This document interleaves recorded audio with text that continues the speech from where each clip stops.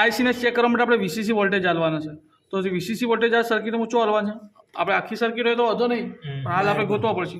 તો આ 1 નંબરની પિન થશે, તો 8 નંબરની વીસીસી થશે. તો વીસીસી 15 વોલ્ટ છે, તો 15 વોલ્ટનું આપણું આ ડાયોડમાંથી 15 વોલ્ટ, તો અહીંયા આપણે વીસીસી આવશે એક. બરાબર.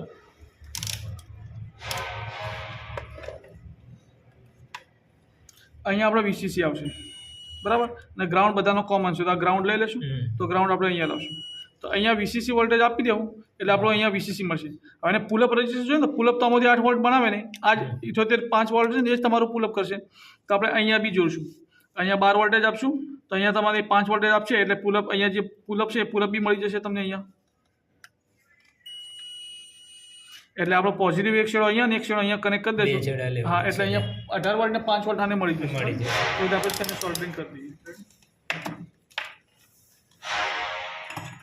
એ રાત બીજો છેડો હશે ને, નીકળી દઈએ એ પ્રમાણે કટિંગ કરેલા પહેલેથી.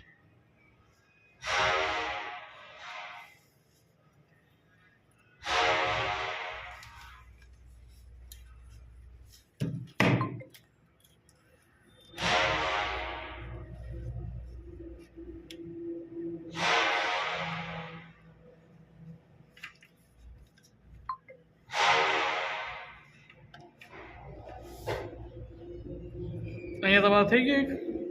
અહીંયાથી આપણે ગ્રાઉન્ડ લઈ લઈશું.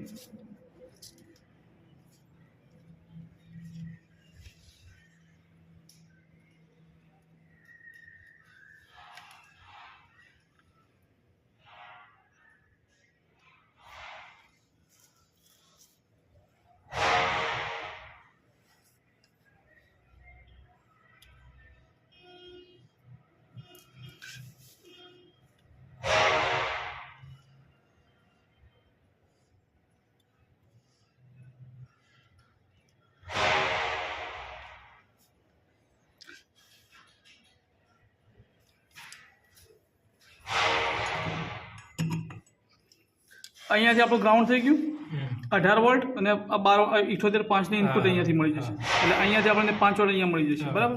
અને અહીંયા આપણું ગ્રાઉન્ડ થઈ જશે. તો અહીંયા આપણે ગ્રાઉન્ડ કનેક્ટ કરી દઈશું અને અહીંયા આપણે 5 વોલ્ટ આપી દઈશું. એટલે આપણે એમસી ચાલુ થઈ ગયું. એમસીમાં પાવર આવી ગયો. અહીંયા આપણે લઈ લઈએ મલ્ટીમીટરને 20 વોલ્ટેજની રેન્જ પર સેટ કરશું. બરાબર. જે તે આપણે ડાયાગ્રામ જોયો હતો એ ડાયાગ્રામ આપણે ફોલો કરી જઈશું.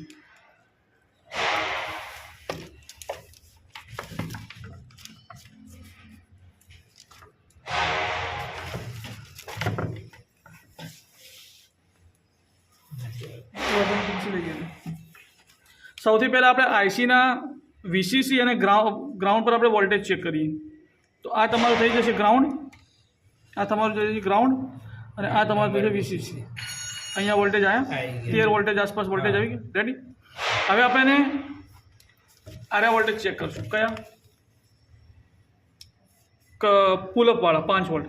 5 વોલ્ટ આવે છે કે નહીં? તો એ R327 વોલ્ટેજ જે રજિસ્ટર છે, R327ના એક સાઈડ આવવો જોઈએ, તો એને વોલ્ટેજ ચેક કરશું. તો એક પ્રોબ આપણે ગ્રાઉન્ડમાં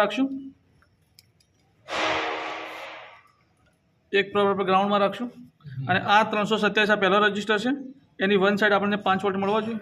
રેડી. મળી ગયા વોલ્ટ? ઓકે. હવે આપણે બીજો પોઈન્ટ ક્યાં ચેક કરવાનો છે? અહીંયા જે મિડલ પોઈન્ટ છે, જે તમારી નોન ઇન્વર્ટિંગ પિન છે, અહીંયા તમારી જે નોન ઇન્વર્ટિંગ પિન છે ત્યાં તમારો પોઈન્ટ છે, જે એ પોઈન્ટ પર આપણે કેટલા વોલ્ટેજ આવવા જોઈએ? 416.67 મિલીવોલ્ટ આવવા જોઈએ. એ આપણે વોલ્ટેજ ચેક કરીએ. રેડી. તો એક પ્રોબ આપણે ક્યાં રાખશું? ગ્રાઉન્ડ પર જ રાખશું.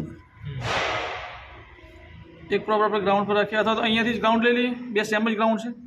રેડી. હવે આપણે કયા નંબર પર ચેક કરવાનું છે? 3 નંબર પિન પર. તો 3 નંબર પિન પર કેટલા આવે છે? 0.402 0.42. એટલે આપણે એને મિલીવોલ્ટમાં લઈ જઈએ. બરાબર.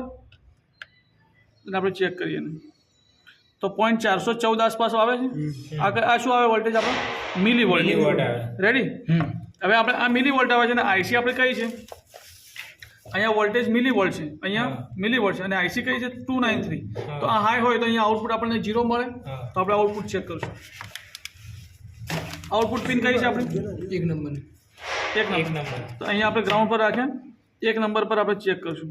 તો આપણને 0 આઉટપુટ મળે છે. હા રેડી? હા ઓકે, ક્લિયર?